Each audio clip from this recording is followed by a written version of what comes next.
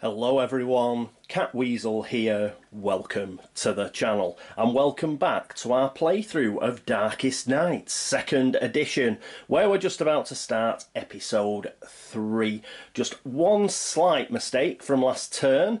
When I moved the channeler into the castle, I gave her an extra secrecy. Now you do normally get an extra secrecy through moving, but she already had 5 secrecy. If you've got 5 secrecy or more, you do not gain any more secrecy from moving, so I'll take that secrecy off her and she is back to 5. So thanks to Anders, I think it was, who pointed that out, and she is now back at 5 secrecy. Okay, so other than that, I don't think there's anything else for us to go through, so what we'll do is we'll get straight on with episode 3 and round 4. So let's pop across to the player area where Vidya will be our first player.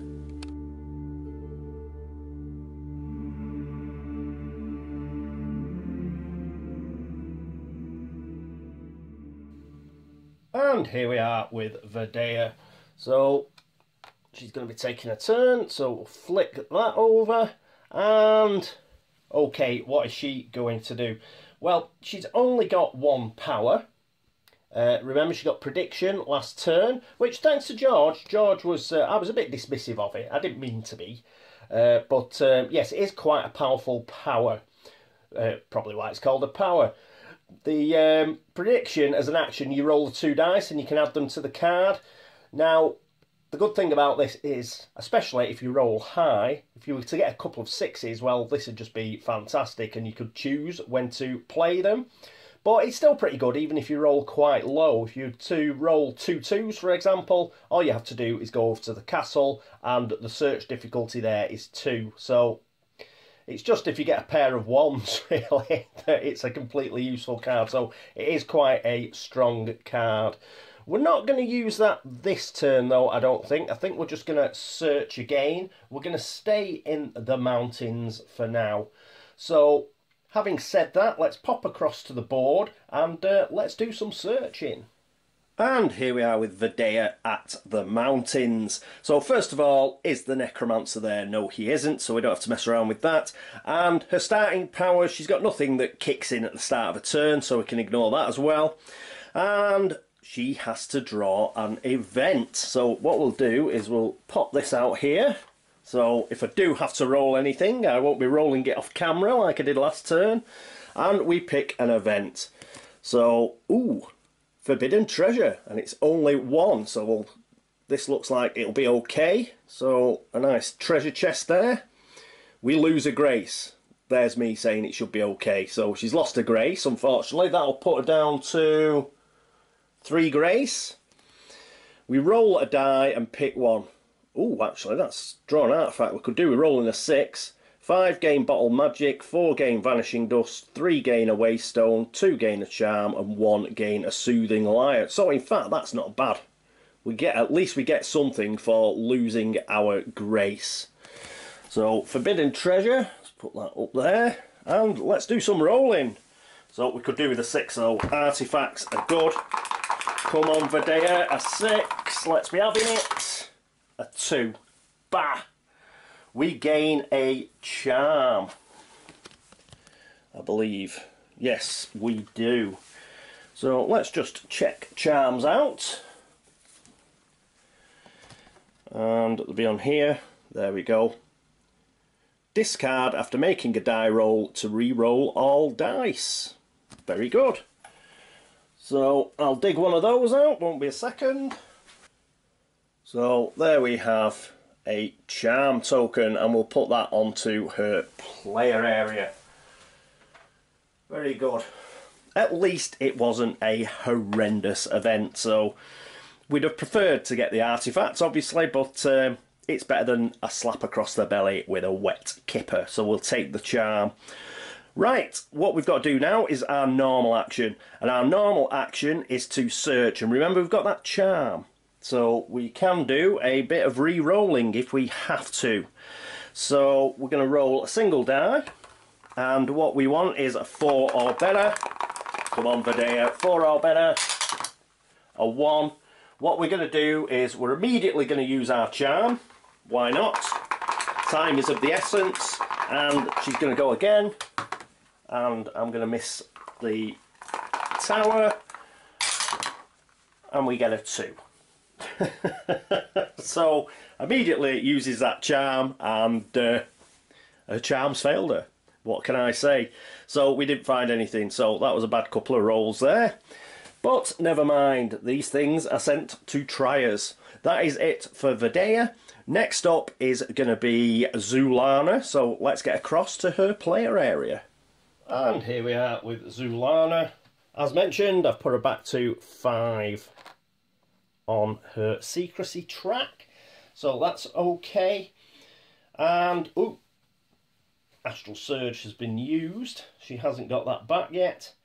So we've got Transcendence and we've got Eddie, and she is in the castle. What is she going to do? Well, I don't think she's going to take that blight on. We'll leave it. We're still in sort of search mode. So we're going to have a search in the castle. Fortunately, the search difficulty there is only 2. So we are going to try and have a search in the castle. And I don't think we're going to do anything else while we're here at her player area. No, we're not going to use any of her powers or anything. So that's it. Let's get across to the castle and let's do some searching. And here we are with Zulana at the castle. Is the Necromancer there? No, he is not. We've got no starting power at the beginning of the turn stuff either, so we can crack on past that. And it just means we have an event, so we will probably need that. And we will definitely need an event card. Horde, so this is 3 fate. And oh yes, the Necromancer's Horde. He's coming for us. Look at that mob. Compared to Secrecy, well, we know Secrecy is 5, which is 4+, so that is a small horde. So that is 4 to defend against or 3 to elude. A failure will lose a grace. The recent bloodshed has swollen the ranks of the dead with lesser spawn. So, coolness. So, are we going to fight or are we going to elude? I suspect we are going to elude, because do we not have Eddie? Let us check. I think we've got a power. Yes, we have Eddie here. Tactic. Normal. Elude with 2 dice. If you fail, refresh 1 power. So that's what we're going to do. Put that there. We're going to get 2 dice. And we need, let's just check again, a 3 or better. Come on, Zulana. Oh! 2 and a 1. So she loses a grace. She goes down to 2 grace. And but we do refresh our Astral Surge. But God, I'm not rolling very well, am I? 2 1s and 2 2s have rolled. Dear me. So we will refresh Astral Surge and we will put her down to 2 grace. She's in a bad way. But yes, that is not ideal at all. Well, what are we going to do now? She's got her action for her turn and we're going to search. Hopefully we won't roll a 1. All we need is a 2 or better because it's the castle. And we get a 4, that's a bit better. So we've succeeded, so let's get the map. Card and look for castle. Ooh, what's that? I'm going to have to check this. It is a Tome of Retraining. That's what that is. So let's have a look at the reference sheet. So, discard at any time to put one of your power cards at the bottom of its deck, then draw 2 power cards, keeping both. All right. So, we get to put one of our power cards at the bottom of the deck, and then we draw 2 new ones and keep both. So we've got Astral Surge, Transcendence and Eddy. And I'm trying to think which one to get rid of. I quite like Eddy, even though it didn't work, and I like Astral. So let's get rid of Transcendence. It's a good power, but it's gain 1 grace up to your, I think it's default. Yes, it is, and our default is currently 2, thanks to Stigma. So I think what we'll do is we will put Transcendence on the bottom of our deck. This is our deck here. So what I've got to remember now is not to shuffle this deck. Yeah, can't shuffle this deck anymore because we've now put Transcendence on the bottom and we get 2 cards. Let's see what we got. We got Burst, Tactic, fight with 2 dice, that's okay. And if we have Astral Surge in play, we exhaust to fight with 4 dice, so that's a good one. And we also get Torrent bonus. Any hero at your location may spend a spark as a free action to refresh 1 power. And Astral, any hero at your location may spend a spark as a free action to move to any location. So they're not too bad. She's got Burst and Torrent now. And we have put Transcendence on the bottom of our deck. Very good. Unfortunately, we haven't got a mystery card, which is really what I'm after. That's what all this searching is about, to get mystery cards, really. But that'll do, I suppose. Okay, so that is it for Zulana. Next up is going to be Thorn the Druid, so let's get across to his player area. And here we are with Thorn. We'll flick that over. Same deal with Thorn is we're just keeping an eye on vision should we have to use it. He's been okay with his events up until now. They haven't been too bad, so we haven't had to use visions. What we're going to do again is search. We need those 2 clues from Sacred Glade. So hopefully he's got his glasses on and we're actually going to find something this turn. Even if we don't get those 2 clues, let's at least find something on the map. And we can pick something up.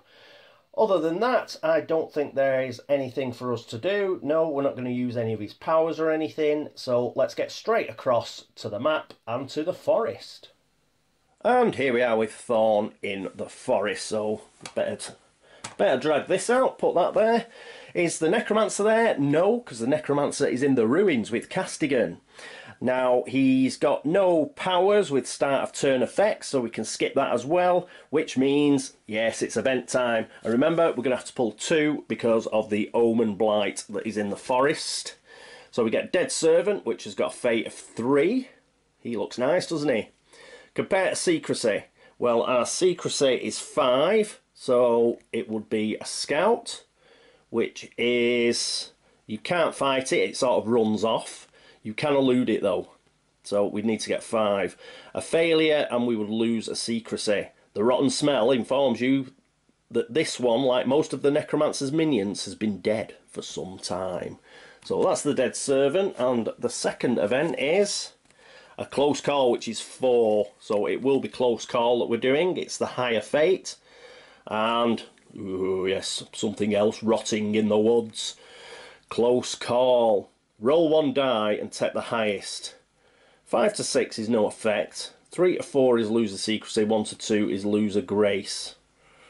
The darkness slips quietly between the trees. You slowly resume breathing. Should we use visions? No, I still think we could afford to lose a Secrecy or a Grace. He's at 5 and 5.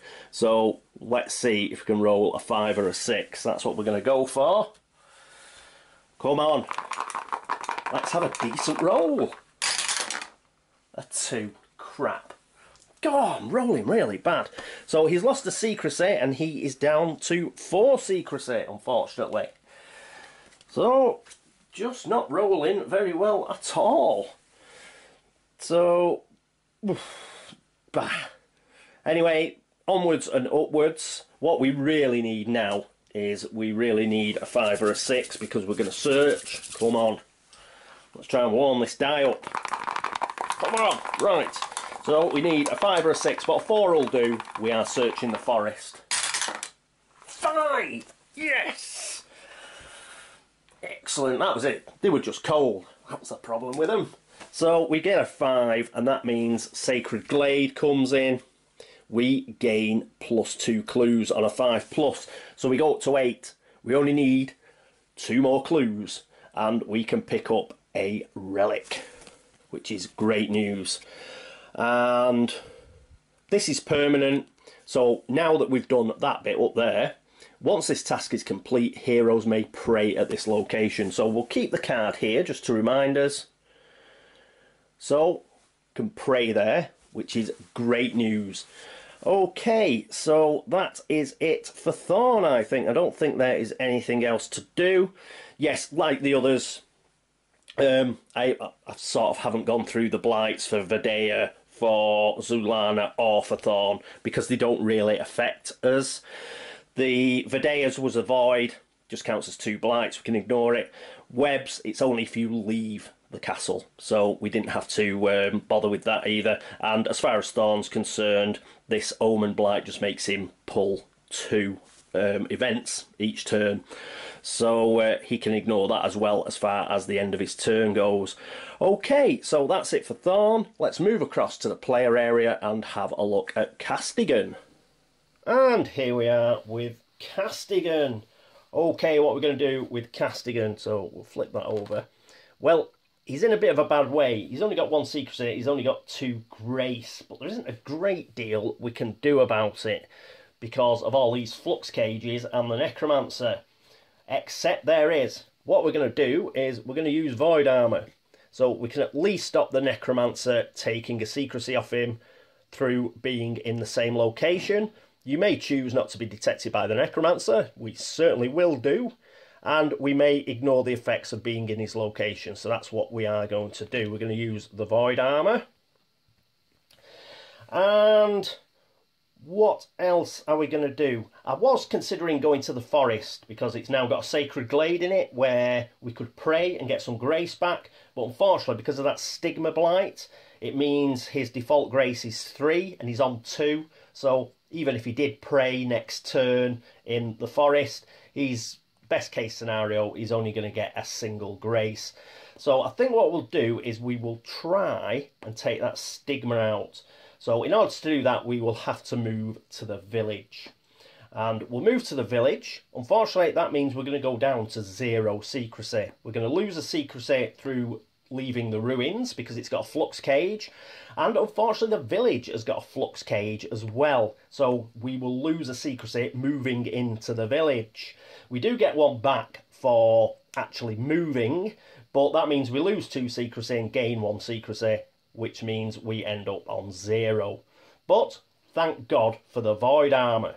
So that shouldn't be a problem. When the Necromancer actually does get to go, then he won't be able to see Castigan. If he had a bit more grace, then I probably wouldn't even bother with the void armour. I'd let the Necromancer follow him around, but he's only got 2, so he'll have to pop that armour on. Right, so that's it for Castigan. I don't think we're going to do anything else with any of his powers. So, no, that will be it. We're going to pop to the village. Let's get back to the map. And here we are at the map. Better put that in there, we'll probably need it. So, is the Necromancer at your location? Yes, he is, but rather than lose a secrecy, we've put the void armour on, so we don't have to bother, so we've dodged that particular bullet. As regards his powers, there's none with start turn effects, so we can avoid that as well. And that just means we've got to draw an event card. Dun, dun, dun. and cultists. So we've got a cultist. Oh, this isn't. Hopefully, should be a nice easy one. So there are 5 to defend against, or 3 to elude. If you win the fight, it goes -1 on the darkness. If you win elude, there's no effect. Failure is lose a grace. We could do with not losing a grace. Weaker things shy away from him. This one's important. Ooh, we've got to make a big decision here. The reason being that if we fight it, obviously we're going to lose a grace, which puts us down to 1. But I would like to knock that darkness back down to 1. Eluding, I don't think there's anything that helps us. Not really. Because, no, it doesn't help us elude. In order to beat it, I could use Wrath. But I have to spend a grace to use Wrath and get those 4 dice, which puts us down to 1 grace anyway. So we would be sat in the village with a single grace. What a horrible card. We're going to have to try and elude and hope that we do not lose a grace. So we'll pick that die we had earlier, and we'll try to elude, and we need a 3 or better. Come on. A 5, yes. So we did manage to elude the cultist. We don't move the darkness trap back 1, but it's only on 2 anyway. It's soon to go on to 3, but that's not too bad. And no effect. Okay, so we've done that. You get rid of that now. I don't think we're going to be doing any more rolling with Castigan, because he's going to move. He loses a secrecy because of the flux cage. I don't think the void armour helps with that whatsoever. And there's a flux cage in the village as well, so he loses 2, but he gets 1 back because he moved, so that puts him to 0 secrecy, unfortunately. So yes, that's pretty grim. But he's still at least got 2 grace, and that is it for Castigan. He has moved. As far as the blights that are now in his new location, he's already lost his secrecy off flux cage, and stigma, you don't have to defend it. You can lose a grace off stigma, but that's only if you attack it. He's not attacking it. He doesn't have to defend against it. It's just some horrible pall that is affecting the whole kingdom. That is it for him. So that is it for the hero phase. Next up, it's the Necromancer. And here we are with the Necromancer. So first things first, the darkness goes up to 3. Dun, dun, dun. And there's no desecration blights on the board, so we don't have to shove it up anymore. Quests, there's none of them, so we don't have to bother with timer markers. And now it's all about his movement. Remember, he cannot see the crusader. The crusader has got void armour on. So it's just the other 3 heroes that he will have an opportunity of seeing. So let's roll.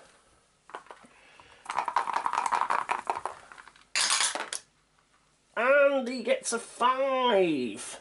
Is there anybody with less than a 5? I don't... Well, the Crusader, obviously, but you can't see him. I don't think... Yes, Vidya. Vidya has less than 5 on secrecy, so he's going to head in her direction, which means, unfortunately, he plonks through the village, which is exactly what I didn't want him to do. So he's going to go this way. He hasn't actually seen Castigan, but he's heading towards the mountains, unfortunately. So that's a bit of a blow. Oh, damn it. So he's going to drop a blight in the village. Oh, what's he going to get? Spies. This is another one that's going to affect our secrecy. Good job he's got void armour, because it's odd, isn't it, really? The spies and the flux cage and everything, the void armour I don't think affects them, yeah. But the Necromancer just can't see for toffee, so it's quite amusing, really. But anyway, spies are what we get, so I'll go and dig those out, won't be a moment. And here we are with the spies. So you lose a secrecy each turn, and if you actually fight them, then you don't defeat them, well, obviously they will report in and you will lose a secrecy. So there we go. We've got spies, flux cage, and stigma. So to be honest, yes, Castigan is going to have to take one of those blights out. Hopefully it's stigma next turn. We don't want 4 blights in there because then it will start overflowing into the monastery. But yes, so that was a bit unfortunate. If we'd rolled a 2 or a 1, then he'd have gone into either the swamp or the forest. We could have done with that, that'd have been fine. But, well, actually the swamp would have been pretty bad. We'd have ended up with 3 blights in there. So perhaps it's for the best he's gone into the village. I'm just a little worried about Castigan because obviously he just does not have a lot of grace. So what we might have to do is we'll have a 1 shot at the stigma, I think, next turn, and try and get rid of it. He's got a few dice. He'll use Wrath, and he will lose yet another grace to roll 4 dice. But hopefully, you know, he should get a 5 or better with those 4 dice. Then, obviously, the turn after, we will have to get him to the forest or the monastery in order to recuperate. But with the stigma out of the way, at least we don't have a restriction on our default grace. Okay, so that is that. As you know, I'm decorating at the moment, so I'm only going to do a single round. It'll probably be about 20-25 minutes anyway, so it's not like it's going to be a particularly short episode. We'll just leave it at that. And yes, so things are not too bad. At least we got 2 more clues. We got 2 more clues because Thorn finally pulled his finger out and we sorted the sacred glade, so that is cool. We are on 8 clues. Darkness is only on 3, so we're well ahead at the moment. Got a slight problem with Castigan. We're living a bit on a knife edge with him, but the others are okay, other than their appalling rolling. Vidya and Zulana were pretty poor this turn, and we didn't really get that much. I mean, we found a charm which we promptly lost because we couldn't roll with Vidya, and yeah, Zulana didn't do very well on her event either, and then when she tried to find something, she didn't really find what we wanted. She got a couple of new powers, one of which is pretty cool, so I suppose that's okay. She's done alright. But, yeah, pretty much standing still, I think. Well, a bit better than that. We did get 2 clues. But, yes, we need another mystery card and more clues quickly. Then we can get up to 10, hopefully get a bit of grace back to Castigan. We can get him to actually pick up a holy relic, and then he can look to actually take the Necromancer on. So, all is not bad, but could be better, I think. Right, so that is it for episode 3. Thank you so much for watching. Thanks for all the views, thanks for all the subscriptions, thanks for all the likes and the dislikes. You're still watching, and thank you for all the help and support. As ever, if you've noticed any errors, please let me know, and I will try and fix them for next turn. I'm only currently doing a round at a time at the moment, so we should be okay for fixing things. Other than that, anybody else who has been to Board Game Links, have a look at the videos over there. Thank you very much. And the same goes for BGG. So if you've looked up a video thread there, given it a thumbs up or a comment or drop Geek Gold, thank you so much. Okay, that is it for episode 3 of Darkest Night, 2nd edition. I hope you join me for episode 4. But until then, this is me, Catweazle, signing off. Toodaloo.